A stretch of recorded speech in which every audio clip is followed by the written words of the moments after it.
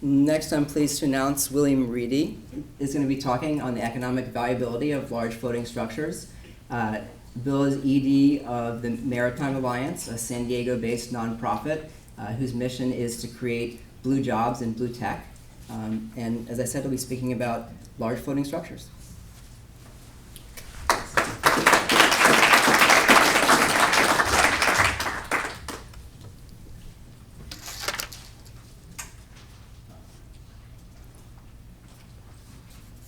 Thanks, Patrick. My name is Bill Reidy. I'm the executive director of the Maritime Alliance, which we're a nonprofit in San Diego, and we're focused on creating blue tech and blue jobs.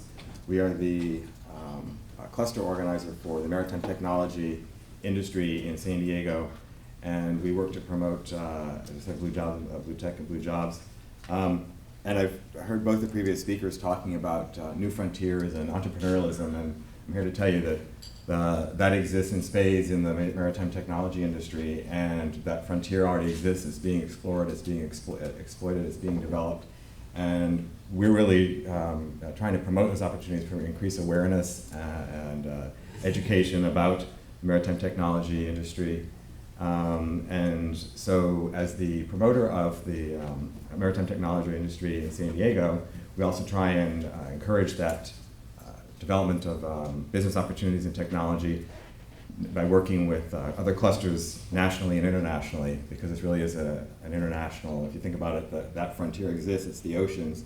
You don't have to walk very far. If you walk out the door, you go east a few feet, you go west 7 miles, you're there. That frontier is being explored, and by a lot of really entrepreneurial people. And so we're thrilled that Seasteading Institute exists, and there are people who have these big ideas and really, these big thoughts about, how we advance our society on all fronts.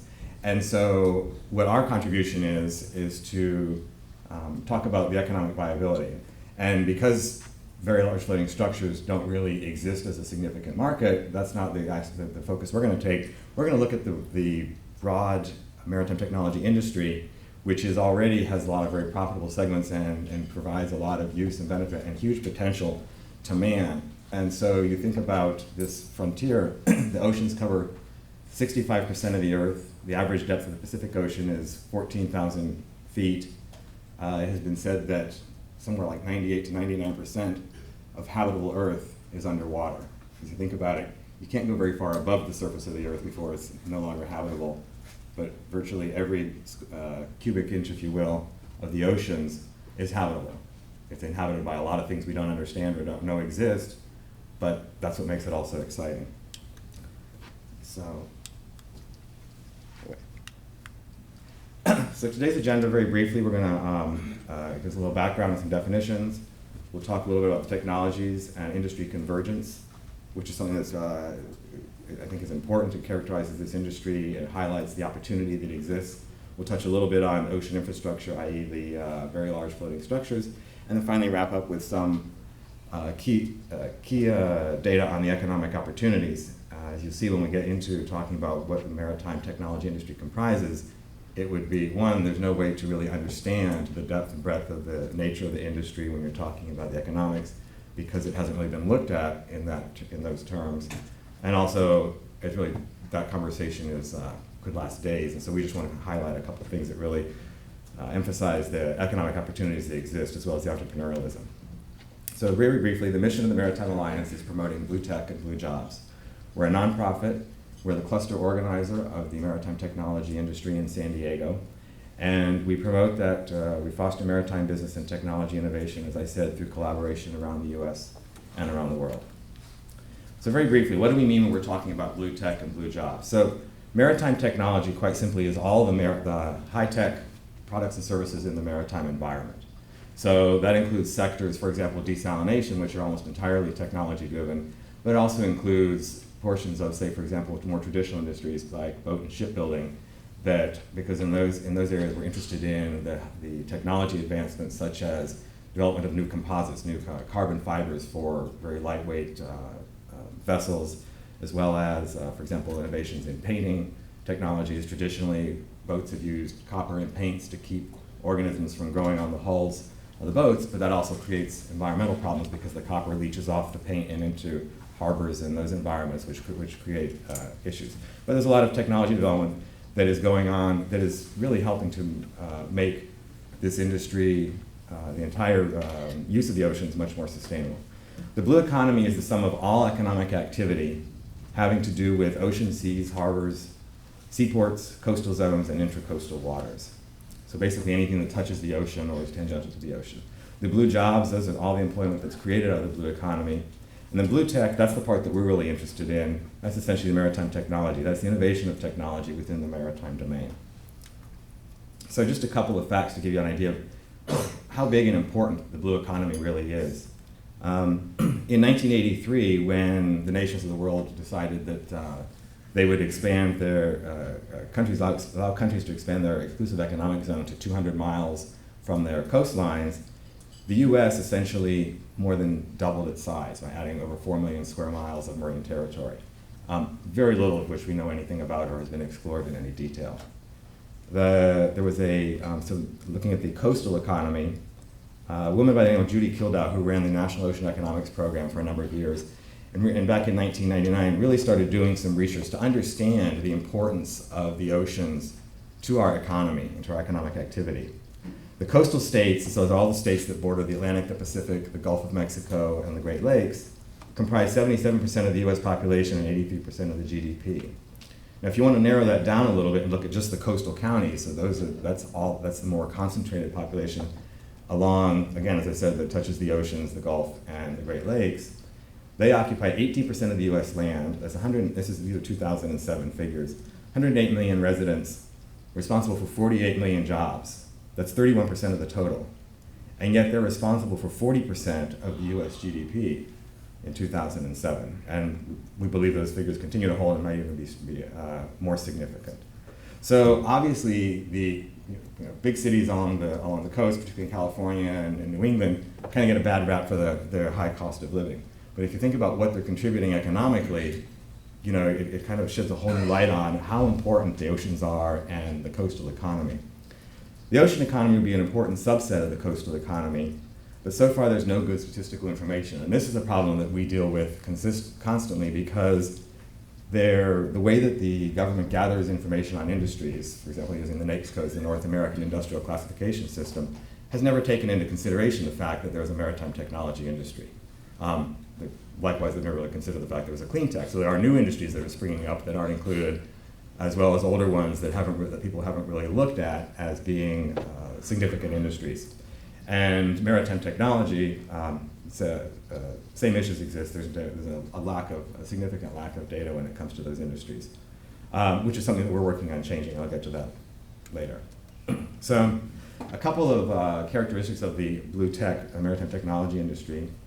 It's a highly differentiated industry. As you'll see soon, we divide it up into 14 sectors and a number of subsectors. I think there's about 75 subsectors, which you'll see. So it's very diverse.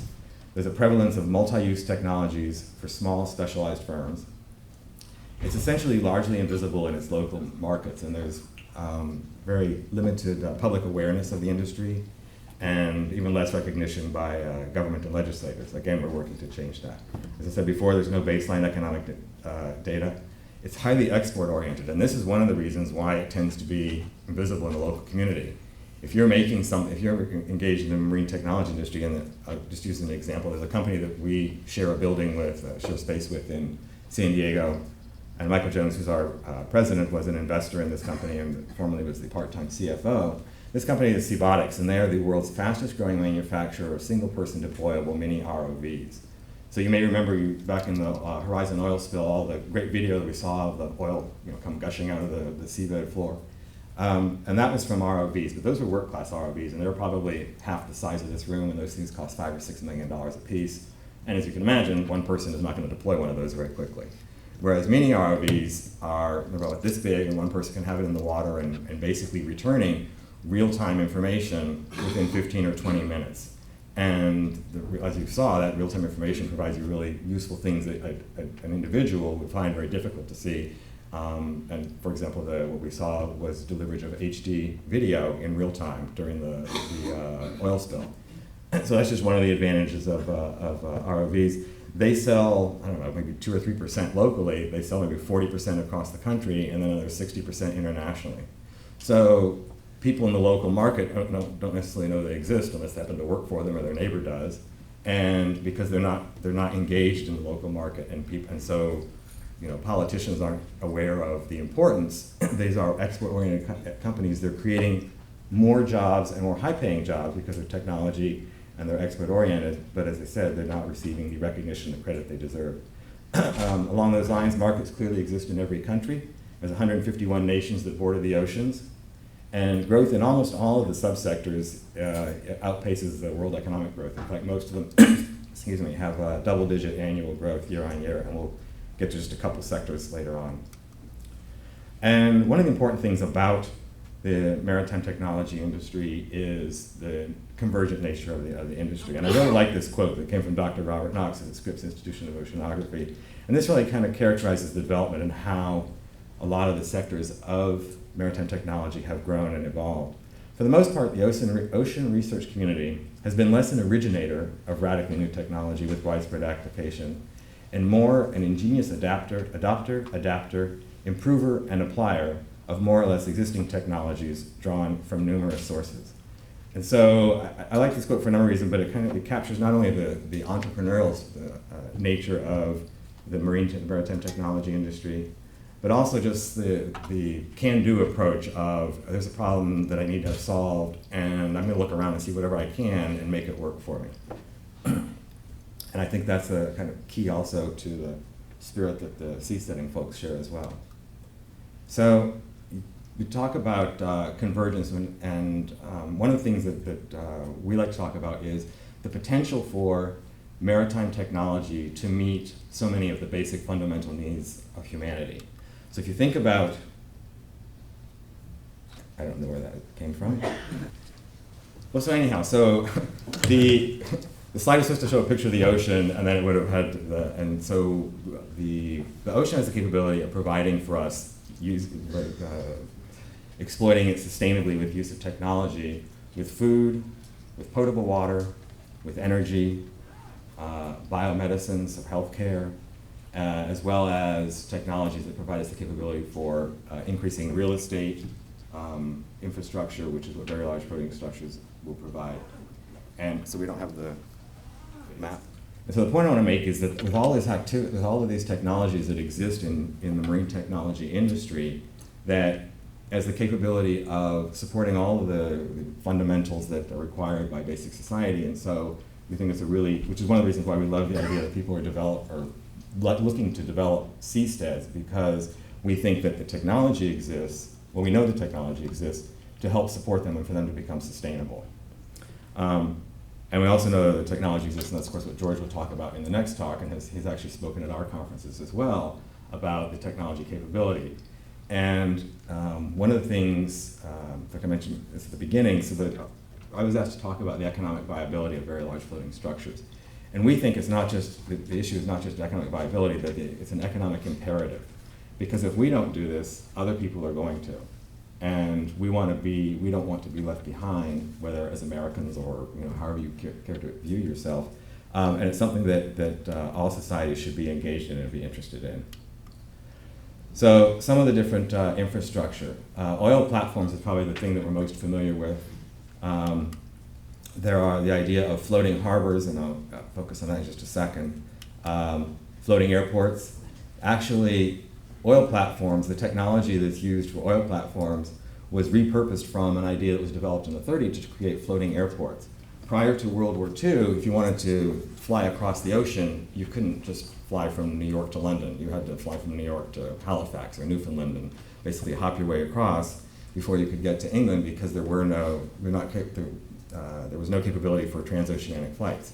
Well, in World War II, with the advent of the long-range bomber, by the time the war was over, the technology existed, and so this idea that it seemed very revolutionary and a great idea to enable intercontinental flights was no longer needed, and so it was repurposed for oil platforms. And today it's even growing even further, and so there's the idea of using very large floating structures as infrastructure, ocean infrastructure, and to create more real estate. In fact, if you think about it, the the world's population is going to continue to grow, trade will continue to grow. 90% of all trade moves by ocean. 40% of all of the exports that come, or imports that come into the United States come in through the ports of Los Angeles and Long Beach. They don't really have any space to grow in LA and Long Beach. So how are you going to manage that, particularly as the economy starts to rebound? In 2008, before things tanked, it was not uncommon for some tankers to sit out in the Pacific offshore of LA for up to a month, waiting to get to a berth. And that obviously costs money. It costs those companies money, it costs the economy money. So the idea of building larger floating harbors offshore expands the capabilities of the ports that we already have. And then, of course,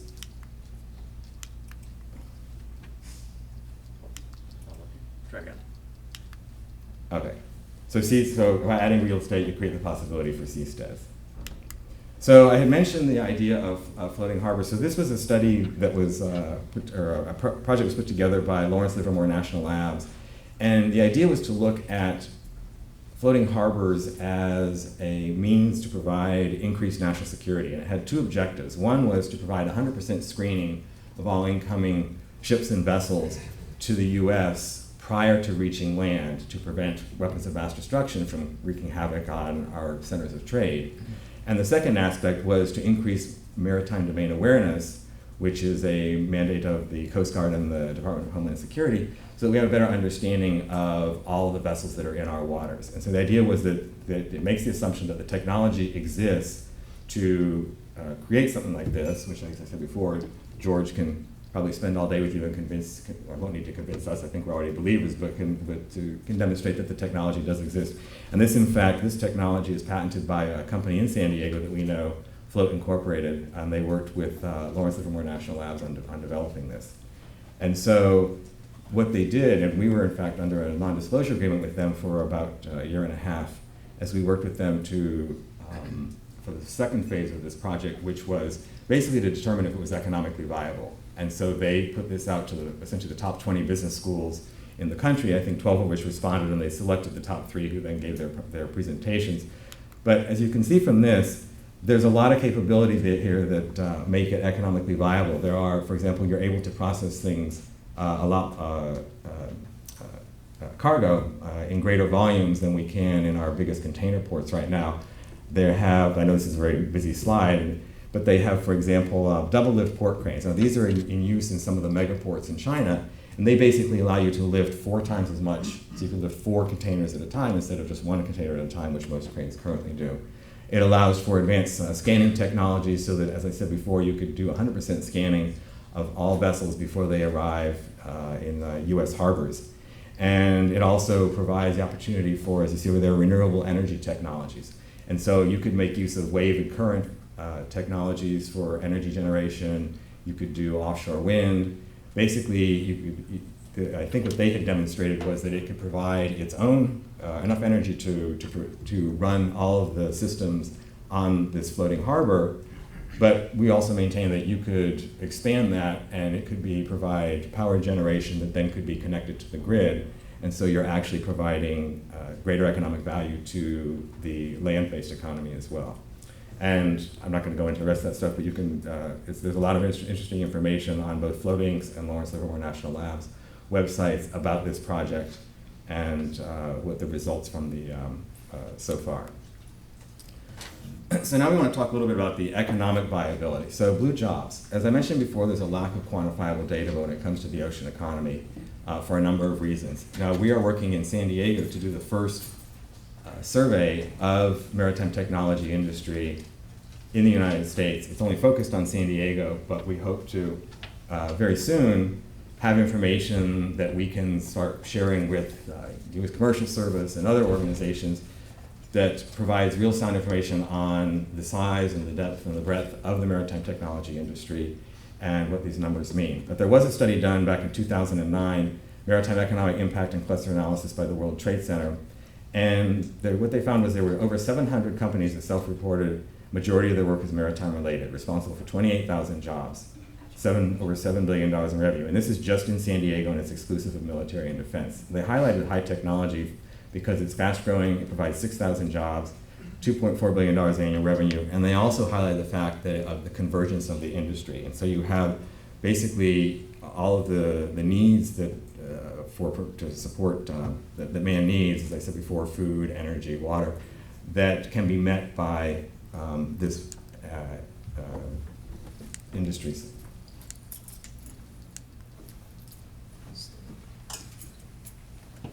At the end of it? No, there should be 2 more slides.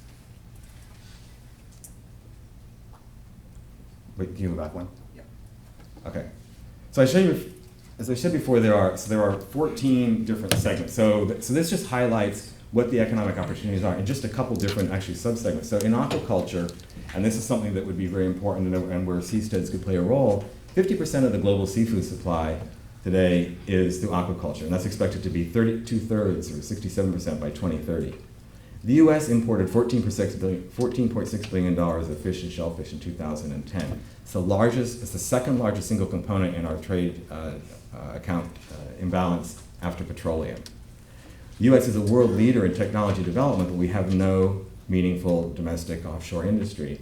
And who knows how long that will take to develop, but obviously there's huge job potential for the region that chooses to embrace that and push that forward. But that's also an area where seasteads could play a significant role, and they could in fact have aquaculture developments across the oceans. And since you're basically a mobile community, you could go from one to the next, harvesting your crop, if you will, on a regular basis. But the point here is that it's a very economically viable industry and ocean-based. Desalination, again, $10 billion worldwide in 2010, expected to more than triple by 2016 to 320 billion, or to 30 billion. San Diego happens to be the birthplace of the reverse osmosis membrane, and thus the birthplace of the industry. There are 3,000 jobs in San Diego that are supported by the industry, but as we know, there really is no desalination industry in the United States. There should be. In California, we can only do so much with conservation, and so we maintain that we should be doing more. But also from a seasteading perspective, if you guys are out floating around and there's nothing but salt water, you need a way to turn that salt water into fresh water. And there has been a lot of technology advancement in the desalination industry that is making it more and more economically viable. And so this is, as seasteads seek to develop, and obviously will be driven by entrepreneurialism, you need to have industry and technology that is financially viable. And then lastly, robotics. Robotics have a lot of different applications. They're used in maintenance of aquaculture. They're used to survey the pens for integrity, and so that it's much easier to keep an eye on what's going on using robotics than it is to do so using divers to go up and down and check all the time. They're used in safety and security. I was talking about being able to do 100% inspection of all the vessels that come into ports and harbors. Mini ROVs, such as the one made by Seabotics, that actually has the capability to create a vortex and adhere to the hull, and while a ship is moving slowly, it can actually scan the bottom of the whole thing, and you've got real-time HD video, and so you get a good picture of this thing before it actually gets into the hull, and you know if there's a bomb or something that's attached to the bottom of it. So robotics plays a key market, and as I said, it plays a key role, and it's deployed across many sectors, aquaculture and security just being two. AUVs, also a significant market, and all of these are industries that are growing rapidly, as you can see by the numbers here. And if we were to go across all of the sectors, you see pretty much the same thing, that there is lots and lots of growth within these industries, and so they're definitely very economically viable and competitive, and they provide support to a lot of the different aspects of the maritime technology industry. And just to give you an idea of what's going on in other countries, Canada has a well-articulated maritime technology policy, and in a community as small as St. John's, Newfoundland, which has less than 200,000 people, they expect to add over 6,000 jobs in maritime technology. UK, in its most recent report on the marine science and technology industries, cited 63% increase in employment. And so you see that these are significant numbers. Industries are growing rapidly, and so there's a lot of opportunity here. Unfortunately, because this industry is so varied, it's really difficult to kind of go into great depth and talk about what all the possibilities are. But I think that the first two speakers really did a good job of setting up the idea that there's a lot of potential here. There's a great frontier out there that we're only just beginning to understand and explore. There's a lot of entrepreneurial possibilities. And given the nature that we're talking about doing new things and doing them in different ways, and as I said before, this is characterized by the convergence demonstrated in the maritime technology industry, which in itself then creates a lot of new opportunities. And so those are new opportunities for economic opportunities, business in the maritime environment, as well as technology and advancement. So thank you very much. I'm really glad to be here.